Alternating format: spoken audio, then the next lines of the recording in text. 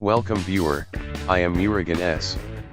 This video tutorial describes how to increase disk space in VMware Workstation. Click Edit Virtual Machine Settings. Click Hard Disk. Click Expand. Increase maximum size you want. Click Expand.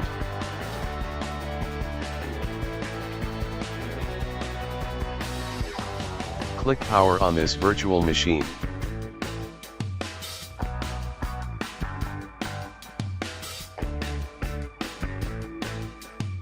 Click File Explorer. Right-click this PC, click Manage.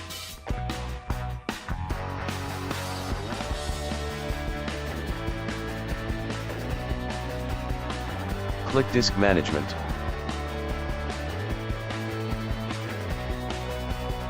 Right-click C Drive, click Extend Volume.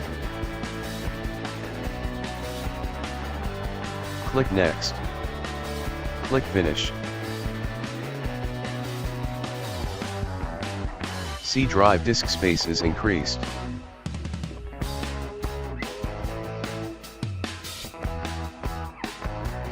Thanks for watching.